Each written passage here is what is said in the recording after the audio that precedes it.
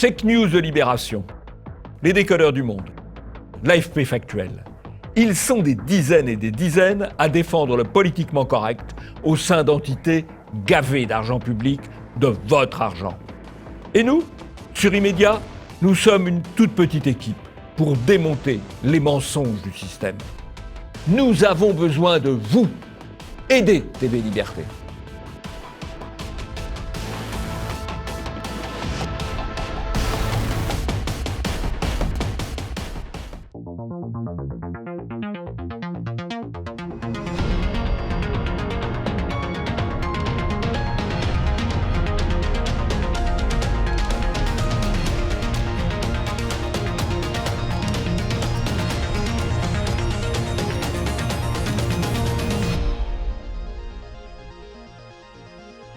Bonjour à tous et bienvenue dans ce nouveau numéro d'Immédiat, l'émission de TV Liberté qui décrypte la propagande médiatique. Bonjour Jean-Yves. Bonjour Nicolas.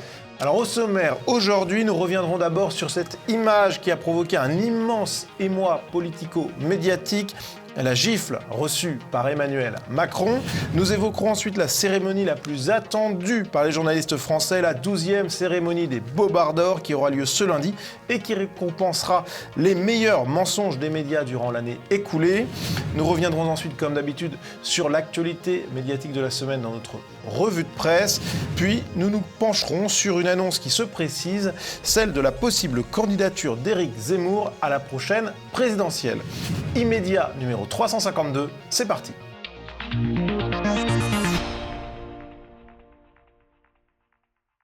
Et pour commencer cette émission, eh bien, c'est l'image de la semaine. Et cette image, Jean-Yves, c'est celle qu'on a vue sur tous les écrans ces derniers jours, la gifle reçue par Emmanuel Macron qui a provoqué un émoi médiatique énorme. Oui, alors, un petit soufflet en vérité qui a déclenché une hystérie médiatique. Alors, toute centrée autour d'un thème, c'est une atteinte formidable aux principes républicains, c'est une atteinte formidable à la fonction. Bon, ce point n'est pas forcément faux, mais il est à mettre en relation avec la désacralisation préalable de la fonction. Parce que le monsieur qui a été giflé, c'est le monsieur qui s'est affiché à la fête de la musique en 2018 au milieu d'un groupe qui se moquait de lui sur le parvis de l'Élysée. Oui. C'est le monsieur qui s'est affiché avec des dealers à Saint-Barthélemy qui lui faisaient des doigts d'honneur. C'est le monsieur qui a invité à l'Élysée pour qu'il lui fasse des grimaces, qu'il lui tire la langue, Mike Floyd et Carlito. Bon, alors à partir du moment où on fait cela, on ne peut pas prétendre à la dignité de la fonction. Bon, peut-être aussi, après tout, que cet homme qu'on a présenté comme proche des Gilets jaunes a souffleté quelqu'un qui a quand même fait éborgner une vingtaine de personnes. Ouais. Voilà. Oui, c'est sûr que c'est un événement qui peut s'analyser de cette manière-là. En tout cas, pour Le Monde, c'est évidemment pas cette analyse-là. On a un éditorial du Monde, s'il vous plaît. Le président giflé a un vent mauvais souffle sur la démocratie avec un parallèle qui est fait. Alors, il le minore quand même, mais un parallèle quand même établi. L'attentat contre Charles de Gaulle par l'OS en 1962 et Maxime Bonnery, l'attentat contre Jacques Chirac. Oui, alors on a les attentats qu'on mérite. De Gaulle a vu un vrai attentat. Ouais, c'est pour le coup. Il avait réchappé grâce au sang-froid de son chauffeur, d'ailleurs. Bon, Chirac a eu déjà un attentat de... petit attentat, parce que voilà... Alors là, c'est un soufflet, quoi. Ouais, voilà. Mais il y a comparaison. Mais c'est un peu, ça correspond un peu à la descente de la fonction présidentielle. Ouais. Alors, on a les attentats qu'on mérite, voilà. Alors, Philippe Gouillot, qui est journaliste, qui tweet « En 1968, quand Beate Klarsfeld giflait le chancelier allemand Kurt Georg Kissinger en rappelant son passé nazi, c'était un geste moral et politique fort. Aujourd'hui, la gifle administrée à Emmanuel Macron ne traduit que la violence imbécile. » Bah oui, si vous êtes contre quelqu'un, vous trouvez que le gifler c'est bien. Si vous êtes pour quelqu'un, vous trouvez que le gifler c'est mal. Voilà. Oui, surtout qu'il peut y avoir ça quand va même pas beaucoup plus loin. Il peut y avoir aussi une symbolique politique dans ce geste, clairement. Alors Jean-Yves, on a beaucoup parlé. Les médias et les journalistes, en particulier les fact-checkers, ont beaucoup parlé du profil de l'agresseur. On a par exemple Jacques Peset du service Check News qui tweet, qui reprend alors les abonnements YouTube de cette personne. et qui note qu'il y a beaucoup d'abonnements à des passions, mais aussi à des influenceurs d'extrême droite, selon Jacques Peset. Sauf que dans la réalité, c'est bien plus nuancé. C'est très divers, en fait. Ouais. C'est très divers. De Souche a publié la liste des liens. Enfin, c'est très divers. Oui, voilà. il y a même de l'extrême gauche. C'est quelqu'un qui fait son marché un petit peu partout. Voilà. Alors, effectivement, il a peut-être des influenceurs dits d'extrême droite, mais aussi, il a surtout des passions, apparemment, pour les combats médiévaux, des choses comme ça, voilà. C'est le soufflet, effectivement. Qui sont demeurants sympathiques, et qui expliquent le cri mon joie samedi, quoi, voilà. Voilà, et puis d'ailleurs, pour appuyer un peu ce que vous dites, Jean-Yves, on a Le Parisien qui, reprenant une source proche du dossier, évoque une bouillie idéologique. La personne se réclame de droite, a priori, mais on n'est pas sur quelqu'un de très formé, quoi. On est sur de la bouillie idéologique, mais en tout cas, ça fait beaucoup de bruit. Oui. Il va sûrement aller en prison. Je sais pas, mais en tout cas... on verra. Ça va être jugé très vite. Oui, en tout cas, c'est sûr que là, il n'y aura pas de bracelet si jamais il est condamné, ça c'est clair. S'il est condamné à la prison, j'espère quand même qu'on lui assurera une certaine sécurité physique en prison. Il risque plutôt d'être bien... Ouais, je sais pas. Ouais. Bon. En tout cas, on suivra ça. Passons au premier sujet, la cérémonie des Bobards d'Or.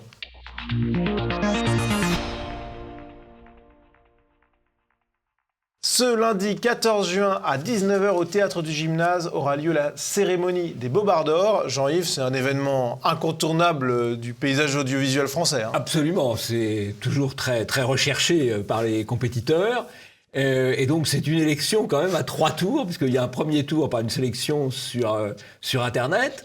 Ensuite, le public élira 3 bobards dans 3 catégories différentes. Et le Bobby 19, on voit bien ce que ça veut dire. Ouais. Le Bobard Lives Matter, on voit bien ce que ça veut dire aussi. Et puis les Golden Bobards en rapport avec l'élection de Biden. Bon. Et ensuite, eh bien, il y aura les 3 gagnants de chacune de ces catégories seront départagés par, là encore, le public du Théâtre du Gymnase pour élire le Bobard d'Or, le Bobard d'Argent et le Bobard de Bronze. Voilà. L'élection à 3 tours. C'est un grand moment. Alors, il y a combien de candidats à l'heure actuelle ? À l'heure actuelle, il y a 15 candidats. Ouais. Donc, il en restera 9 le soir de la cérémonie. Ouais. Et 3, bien, voilà. Le meilleur Bobard. Le meilleur. Jean-Yves, on vous avait évoqué les catégories, donc on le rappelle, Bobard Lives Matter pour tout ce qui a trait à Black Lives Matter et consorts, Golden Bobard pour l'élection américaine, Bobby 19 pour le Covid-19. Est-ce que vous pouvez nous présenter un candidat pour la catégorie Bobard Lives Matter ? Alors, pour la catégorie Bobard Lives Matter, c'est le Bobard, moi ce que je trouve très bon, c'est le Bobard AFP, c'est quand même un label de qualité. Le Bobard lave plus blanc que blanc, puisque lors d'un tir de masse aux États-Unis, l'AFP a titré « Le tireur blanc » pour un homme qui était un musulman islamiste syrien. Voilà. Ouais. Bobard blanc. À l'AFP, là, au sommet de leur forme. Sachant que quand c'est un bobard de l'AFP, c'est un bobard pour l'ensemble des médias derrière, puisque tout le monde reprend bêtement. Un bobard de l'AFP, ça vaut 1000 bobards. Ouais, non mais c'est vrai. Alors moi, un qui me plaisait pas mal dans cette catégorie Bobard Lives Matter, c'était le bobard systémique. L'idée qu'il y a un racisme systémique de la police américaine, puisqu'on parle des Américains, mais les médias français sont beaucoup intéressés à cette question. Et quand on étudie les données factuelles, c'est démontré sur le site des Bobards d'Or, on se rend compte que quand on parle des tirs policiers, il n'y a pas de racisme systémique de la police, mais ça n'empêche pas les médias de continuer à perpétuer le mensonge. Il suffit de mettre en épingle un tir policier contre un noir et d'étouffer, de cacher un tir policier contre des blancs ou contre un blanc, et à ce moment-là, la balance médiatique ne représente pas la balance de la réalité. C'est aussi simple que ça, dans ce domaine-là comme dans d'autres. Est-ce que vous pouvez nous présenter votre petit favori pour les Golden Bobards, c'est-à-dire ceux qui ont trait globalement à l'élection Biden-Trump ? Alors, le Golden Bobard, le plus beau, alors là, ce sera difficile de dire à qui le mérite, parce qu'il a été colporté, il continue d'être colporté, car le vrai Bobard perdure, même quand on sait que c'est faux. C'est le Bobard qu'on appelle le Bobard capital au Capitole, qui explique qu'il y a eu, dans l'attaque, je cite, meurtrière du Capitole, il y a eu 5 morts. Voilà. Ouais. Or, en fait, il n'y a pas eu 5 morts, il y a eu un seul mort, en l'occurrence Madame Ashlit, qui a été tuée par un tir de garde à bout portant, quasiment, un tir de garde du Capitole. Donc la seule victime est du côté des manifestants. Il n'y a pas eu d'attaque, d'assaut meurtrier. C'est un mensonge. Même si on a présenté, qui est répété encore aujourd'hui, même s'il y a eu une cérémonie officielle pour commémorer, avec la présence de M. Biden et de tous les médias mondiaux, pour citer le policier qui serait mort des suites de l'attaque du Capitole. Le malheureux est mort d'un AVC 48 heures après, sans aucun rapport avec l'attaque du Capitole, mais le mensonge continue d'être répété. Ouais, alors moi, sur cette catégorie-là, il y en a un que j'aime beaucoup, c'est le bobard complot, c'est simple, où on a répété, les médias ont répété pendant des semaines et des semaines qu'il n'y avait aucun complot, que Donald Trump était un complotiste, qu'il voyait des connivences entre les grands médias, les grands réseaux sociaux, etc., alors qu'il n'y en avait pas du tout. Et on a appris via un article de l'inattaquable Time, eh bien, que oui, il y a bien eu collusion en coulisses pour faire échouer la réélection de Donald Trump, donc avec des procédés à la limite de la légalité, tout simplement. Hein. Et donc, on a un bobard énorme qui a été dévoilé par un média, ce qui est quand même incroyable. Et notamment une connivence entre différentes forces pour changer les règles de vote. Oui, aussi, oui. Et évidemment, en changeant les règles de vote, on a facilité le vote de ceux dont on souhaitait le vote, et surtout, on a facilité aussi la fraude ou les irrégularités électorales. Et cet article Time, qui est traduit dans Polémia, d'ailleurs, c'est un article qui fait près de 20 pages, qui est absolument hallucinant. Il faut le lire, c'est incroyable. On se pince quand on le lit, il faut le lire, il faut le lire. Ah, c'est fou, ils avouent tout simplement. Hein.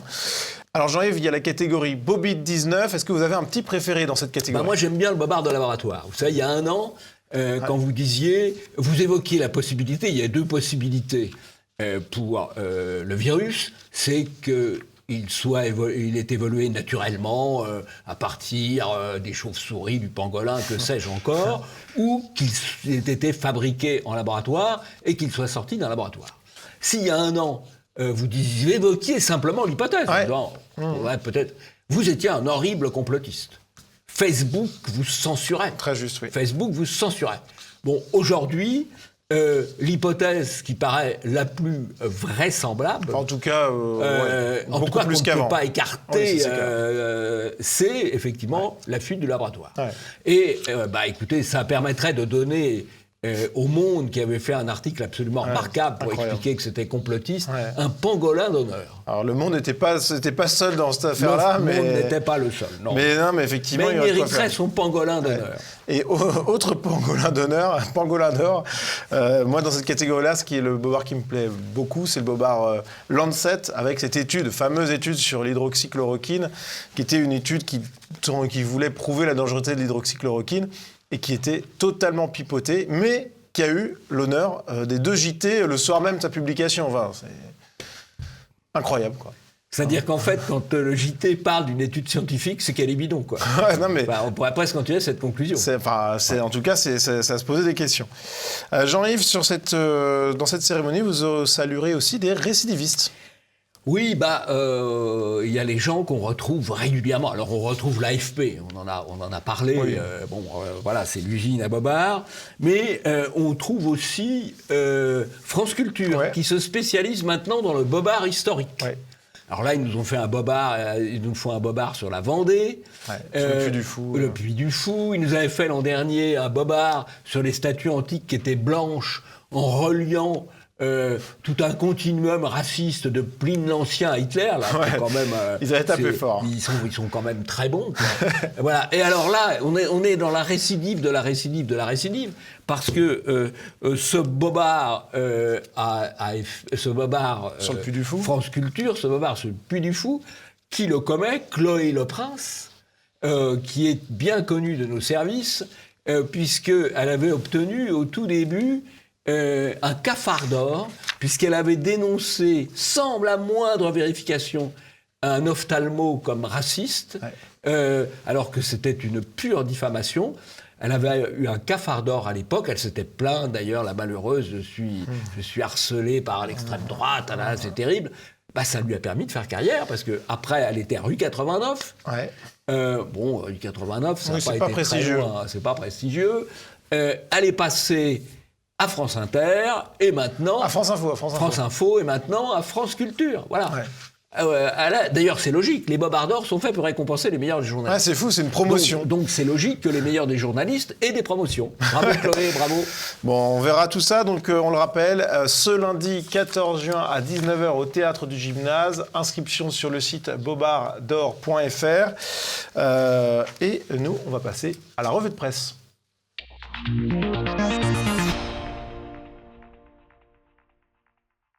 Et pour entamer cette revue de presse, eh bien, Jean-Yves, une photo publiée par l'Alvarium qui montre des reporters de quotidien interroger un homme devant l'Alvarium. Alors, les reporters de quotidien ont interrogé un voisin de l'Alvarium, en l'occurrence un voisin maghrébin.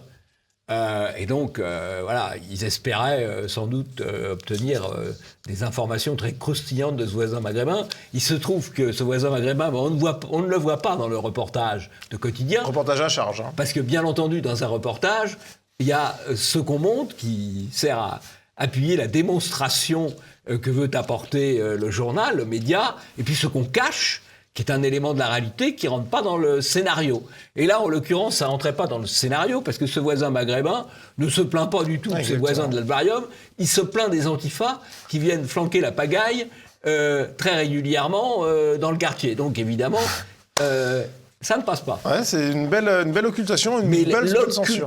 L'occultation, c'est la principale source, finalement, de désinformation. Oui, c'est vrai.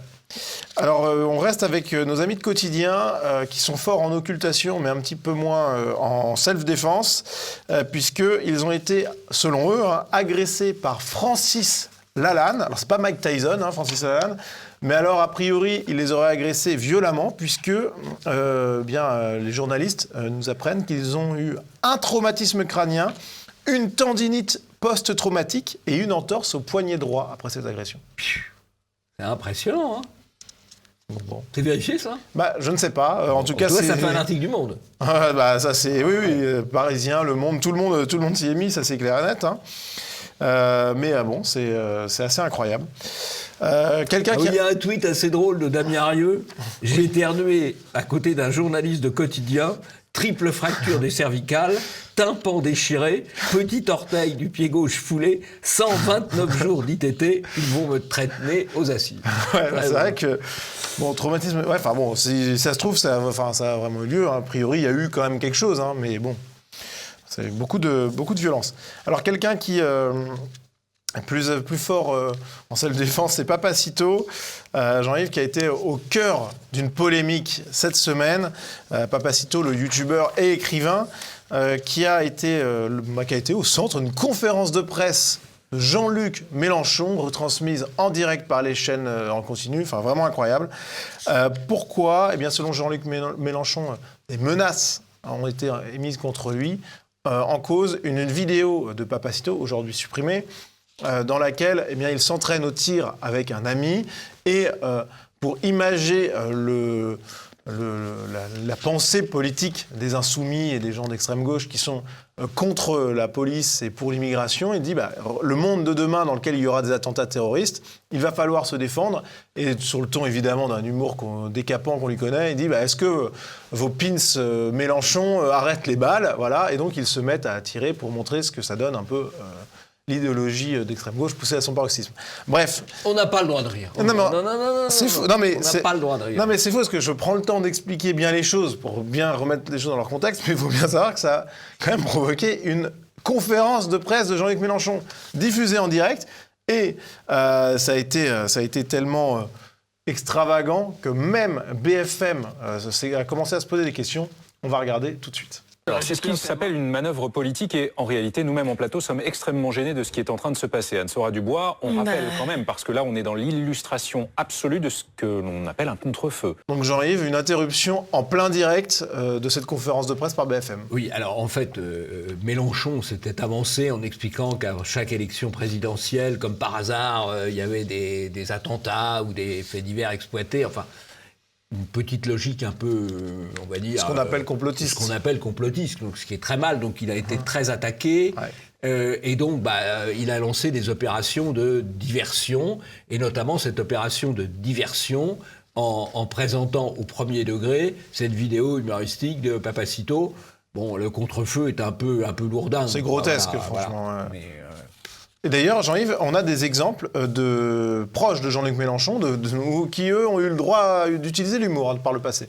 Bah oui, puisque aussi bien Madame Garrido que Monsieur Bouafs, qui est soi-disant journaliste, enfin qui est surtout militant mélenchoniste, se sont baladés ou ont défendu le fait de se promener avec une pique sur laquelle il y a la tête de Macron, ce qui correspond d'ailleurs à quand même l'iconographie révolutionnaire auquel est attaché Mélenchon. Mais là, ils avaient trouvé ça normal. Il faudrait savoir, voilà. Ouais, Mélenchon avait soutenu l'humour de Rachel Garrido qui avait relayé un appel à la décapitation de Macron. Donc bon, dans un cas, c'est deux poids deux mesures. Hein. C'est pas que chez les médias, c'est aussi chez les hommes politiques. Hein, deux poids deux mesures. Oui, absolument. Alors à noter la réponse vraiment exceptionnelle de Papacito qui était en direct sur la chaîne VA+, qui a fait plusieurs centaines de milliers de vues, vraiment pour une vidéo assez exceptionnelle, avec le traitement médiatique, hein, Jean-Yves, par exemple France Info, qui titre « 6 choses à savoir sur Hugo Gilles Jiménez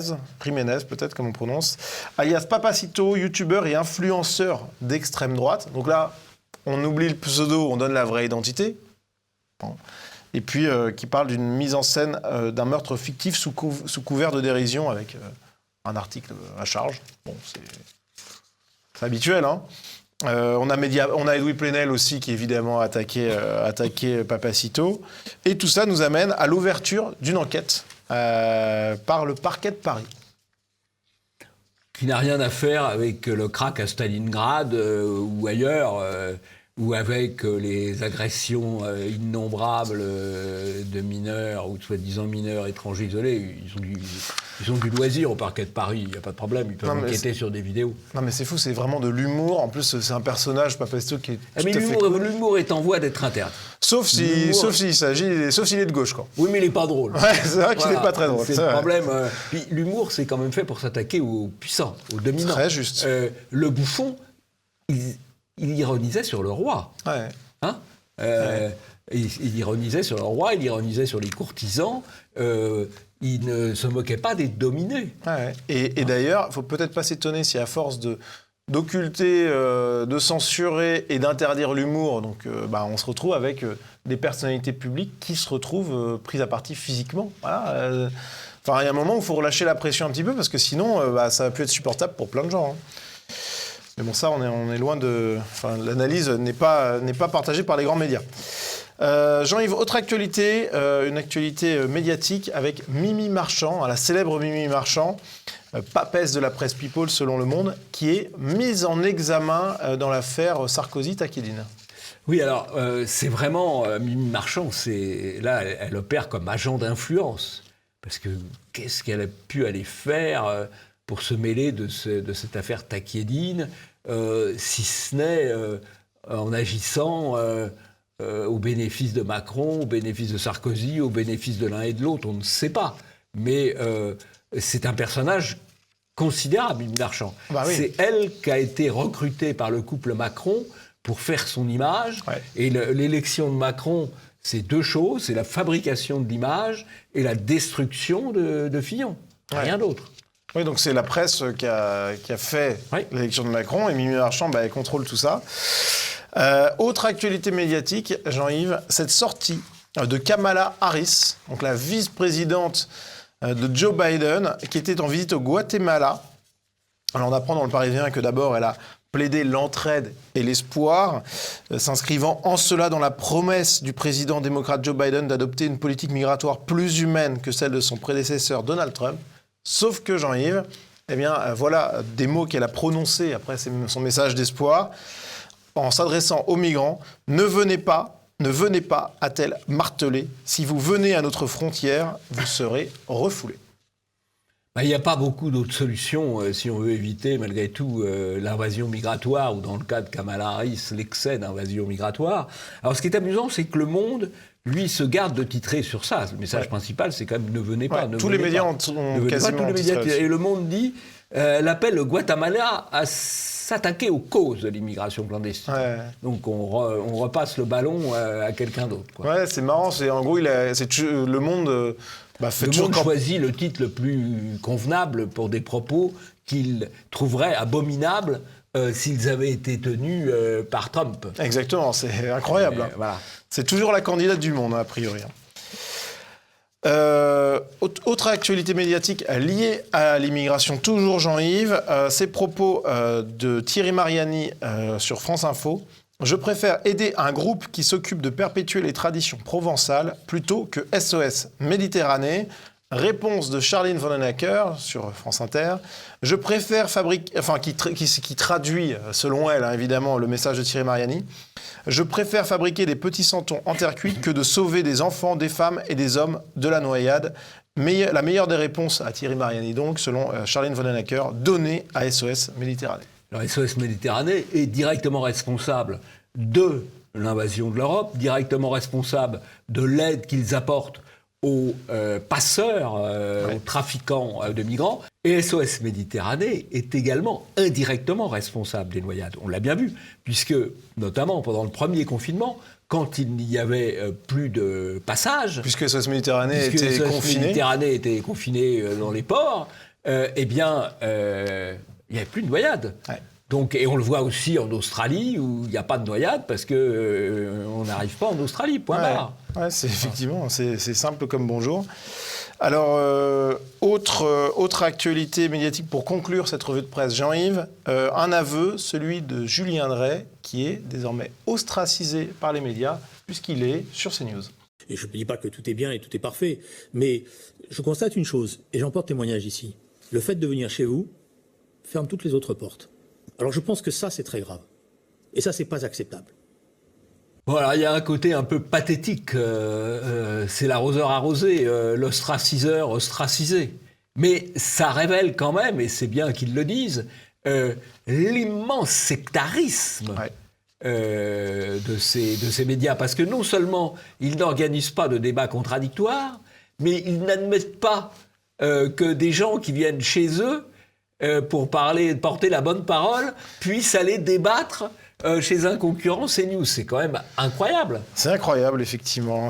Mais bon, on a l'habitude des choses incroyables dans les médias. Oui, oui. Passons au deuxième sujet. Zemmour, candidat, ça se précise.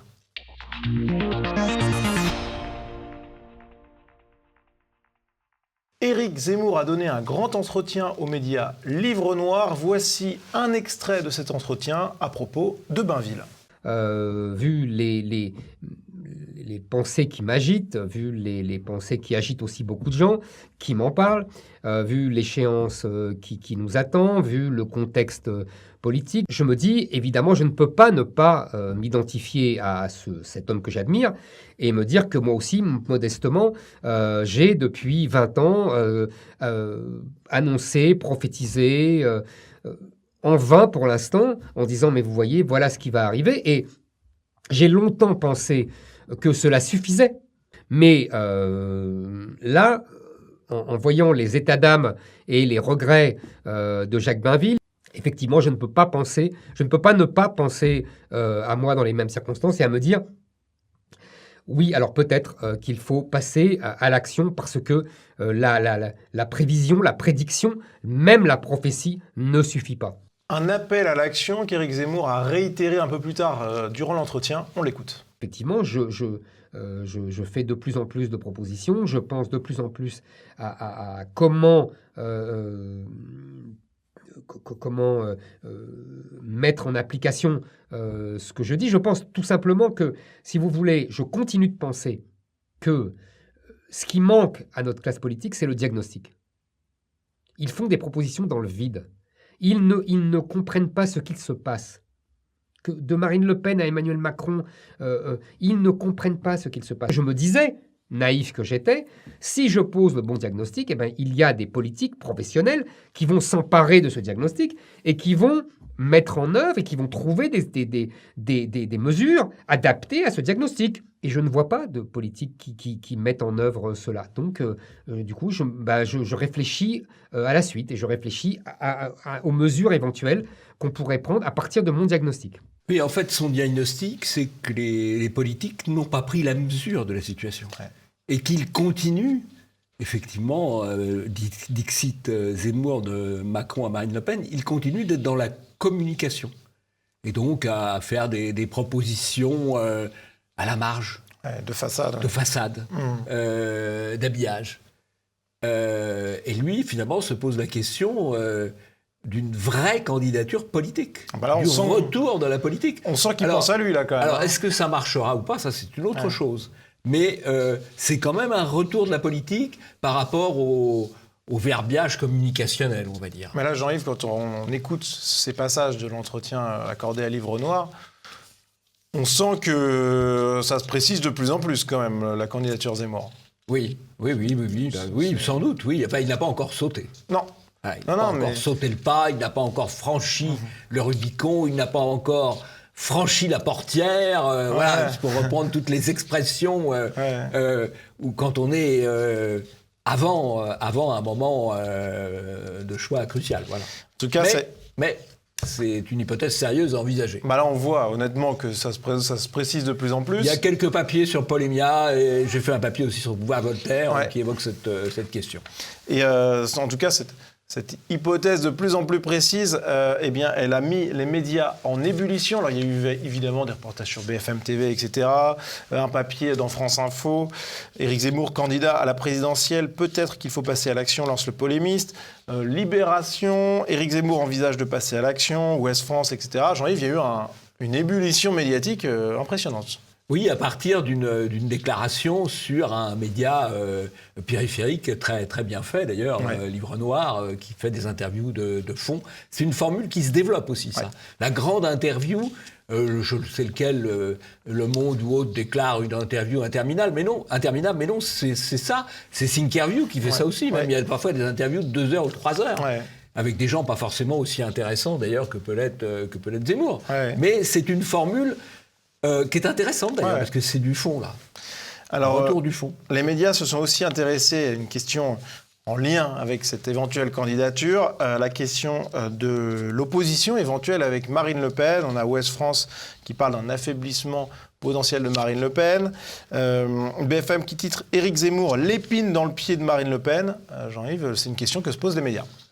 Oui, mais parce qu'ils ne voient pas que, en fait, Zemmour, avant de prendre des électeurs à Marine Le Pen, il peut prendre des électeurs LR qui ne sont pas macronistes, il y en a quand même un pourcentage important, d'anciens électeurs fillonistes, il peut mobiliser l'électorat souverainiste qui est un peu désemparé, il peut mobiliser des abstentionnistes qui ne sont pas satisfaits de l'offre actuelle.